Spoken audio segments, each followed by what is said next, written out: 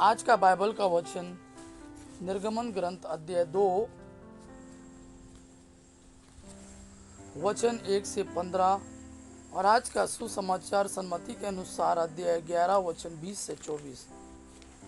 निर्गमन ग्रंथ अध्याय 2 वचन 1 से 15। लेवी वंश के एक व्यक्ति ने एक लेवी वंशी कन्या से विवाह किया।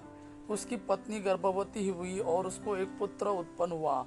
माता ने यह देखकर कि बच्चा सुंदर है, उसे 3 महीनों तक छिपाए रखा। जब वह उसे और अधिक समय तक छिपा कर नहीं रख सकी तो उसने बेंत की एक टोकरी ले ली और उस पर चिकनी मिट्टी और डामर का लेप लगाया। उसने उसमें बालक को रख कर उसे नील नदी के तट के सरकंडों के बीच छोड़ दिया। बालक की बहन कुछ दूरी पर यह देखने के लिए खड़ी रहा करती थी कि उस पर क्या बीतेगी।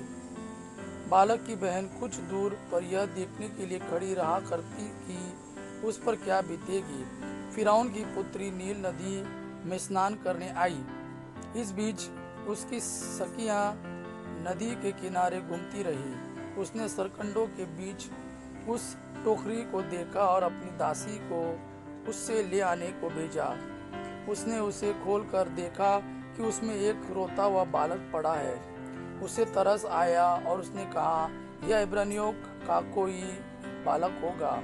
बालक की बहन ने फिरौन की पुत्री के पास आकर पूछा, क्या मैं इब्रानी स्त्रियों में से किसी दाई को बुला लाऊं जो आपके लिए इस बालक को दूध पिलाया करे? फिरौन की पुत्री ने उत्तर दिया, हाँ, यही करो। लड़की बालक की माता को बुला लाई। फिरौन की पुत्री ने उससे कहा, इस बालक को ले जाकर मेरे लिए दूध पिलाओ, मैं तुमको वेतन दिया करूंगी। वह स्त्री बालक को ले गई और उसने उसे दूध पिलाया। जब बालक बड़ा हो गया तो वह उसे फिरौन की पुत्री के पास ले गई। इसने उसे गोद लिया और यह कहते हुए उसका नाम मूसा रखा कि मैंने इसे पानी में से निकाला। जब मूसा सयाना हो गया तो वह किसी दिन अपने जाति भाइयों से मिलने निकला। उसने उन्हें बेगार करते देखा और यह भी देखा कि एक मिस्री उसके एक इब्रानी भाई को पीट रहा है। मूसा ने इधर उधर दृष्टि दौड़ाई और जब उसे पता चला कि वहाँ कोई दूसरा व्यक्ति नहीं है तो उसने मिस्री को मारकर बालू में छिपा दिया। वह दूसरे दिन फिर निकला और उसने 2 इब्रानियों को लड़ते देखा। उसने अन्याय करने वालों से कहा, तुम अपने भाई को क्यों पीटते हो? उस व्यक्ति ने उत्तर दिया, किसने तुमको हमारा शासक और न्यायकर्ता नियुक्त किया है? क्या तुम मुझको भी मार डालना चाहते हो जैसा कि तुमने उस मिस्री को मारा? मूसा यह सोचकर डर गया कि यह बात फैल गई है।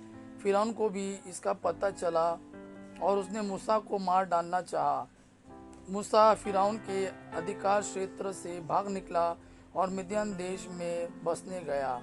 वहाँ एक कुएं के पास बैठकर विश्राम करने लगा। आज का सुसमाचार सन्मति के अनुसार अध्याय 11 वचन 20 से 24। सन्मति के अनुसार अध्याय 11 वचन 20 से 24। तब ईसा उन नगरों को धिक्कारने लगे जिन्होंने उनके अधिकांश चमत्कार देखकर भी पश्चाताप नहीं किया था। धिक्कार तुझे कोराजीन, धिक्कार तुझे बेतसैदा, जो चमत्कार तुम में किए गए हैं, यदि वे तुरूस और सीदोन में किए गए होते तो उन्होंने न जाने कब से टाट ओढ़कर और भस्म रमाकर पश्चाताप किया होता। इसलिए मैं तुमसे कहता हूँ, न्याय के दिन तेरी दशा की अपेक्षा तिरूस और सीदोन की दशा कहीं अधिक सहनीय होगी। और तू कफरनहूम, क्या तू स्वर्ग तक ऊंचा उठाया जाएगा? नहीं, तो अधोलोक तक नीचे गिरा दिया जाएगा। क्योंकि जो चमत्कार तुझ में किए गए हैं, यदि वे सोदोम में किए गए होते तो वह आज तक बना रहता। इसलिए मैं तुझसे कहता हूँ, न्याय के दिन तेरी दशा की अपेक्षा सोदोम की दशा कहीं अधिक सहनीय होगी। यह प्रभु का वाणी है। प्रभु को धन्यवाद। आबा पिता की महिमा और पुत्र यीशु का प्रेम आप पर सदा सर्वदा बना रहे। आमीन।